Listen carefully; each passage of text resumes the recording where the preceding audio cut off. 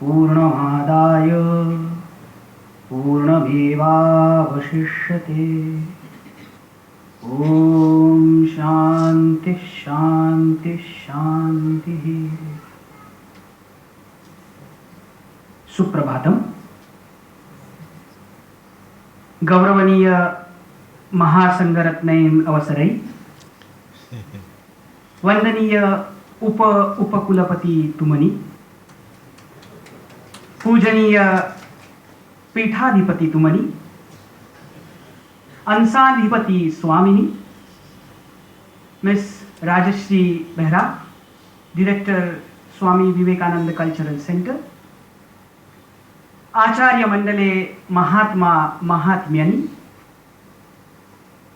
आदरणीय शिष्यै. मगी अदकताव फटन गेन्म single basin किरीमट मा सितुवर single बास सहा सांस्कृतिक बास कोतराम समीपदै ओबट तेरुम किरीमट खदीम निदुसुना लेस पेनो आदिमतै मम दैम इंग्लिश बासिन मगे कथा पवत्वमी. So I hope I learned a little bit of Sinhala in last 2 weeks or so. I have been given 25 minutes for this discourse. I conveyed this purposely so that the audience can prepare their minds to be patient for next 20 to 25 minutes. Let me begin with sharing the reason for choosing this topic for the discourse today in the inauguration ceremony of the 3rd International Conference organized by the Department of Sanskrit and Eastern Studies. When we talk about Indian culture, Indian tradition, Indian knowledge systems, there is an obvious reference to Sanskrit language. Sanskrit language enjoyed the status of a Jnana Bhasha in ancient India. That means Sanskrit was a means of transmission of knowledge for more than 2000 years, not only in India but whole Indian subcontinent. Friends, this is not a short period. We have been using English only since last 400 or 500 years, and this language was used as a means of transmission for more than 2000 years, not only in India but almost in all countries in Southeast Asia. So I think Department of Sanskrit could perhaps be the best patron for the study of this subject. It is proved that there are texts in Sanskrit language related to 62 different branches of knowledge that were studied in the Indian subcontinent. So, in the light of the recent change in the name of the department from Sanskrit to Sanskrit and Eastern Studies, it would be appropriate to study and analyze this tradition as a system.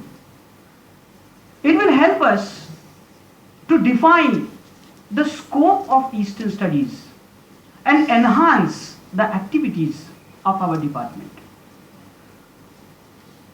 When we say Indian tradition, Indian culture, what are we actually referring to? As far as tradition, culture, knowledge is concerned, the word Indian does not merely refer to a particular country that we see on the map of the world. Because the culture that is termed as Indian is seen to be followed in many countries.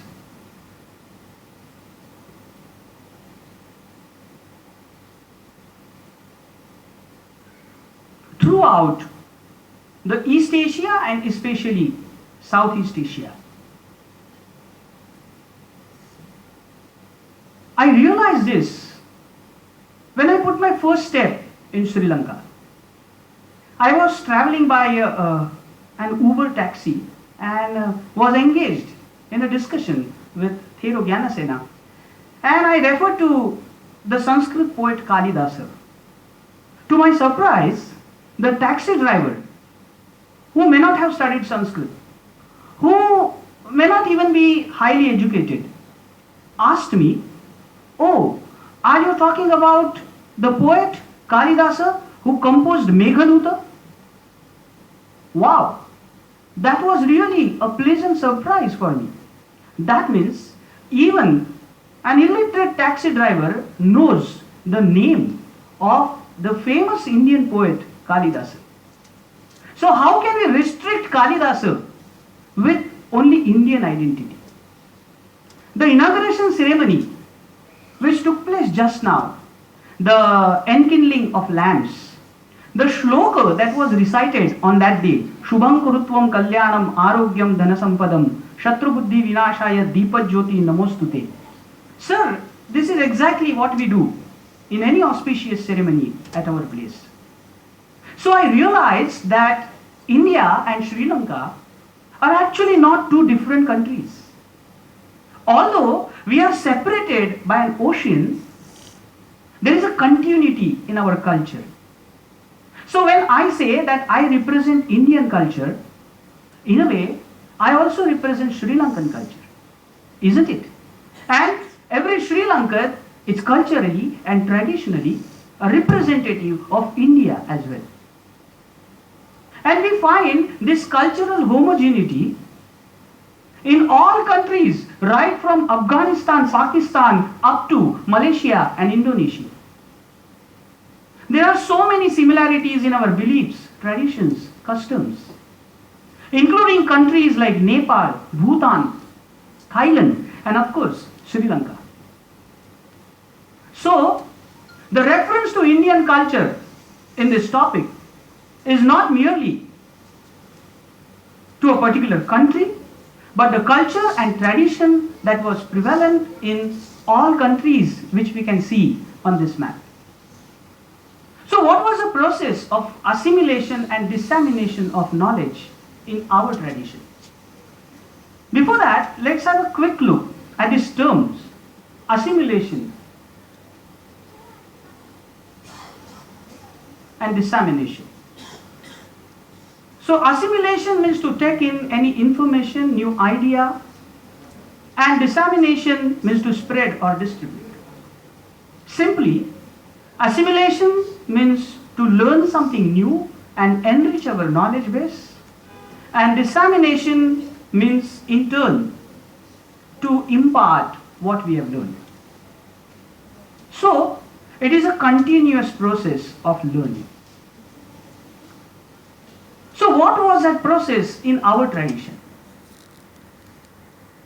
We should feel proud that our tradition is a knowledge-centric tradition, as opposed to Western countries which are wealth-centric, the capitalist countries that are wealth-centric. We are knowledge-centric. We give respect to knowledge. In Sri Lanka, we find that all honros and theros are honored by the society. This is not a respect given to a particular person, but according to me, this is a respect that is given to the knowledge. And that's why I say that we are a knowledge-centric society. Knowledge is regarded as the highest treasure. That's what is the meaning of the first shloka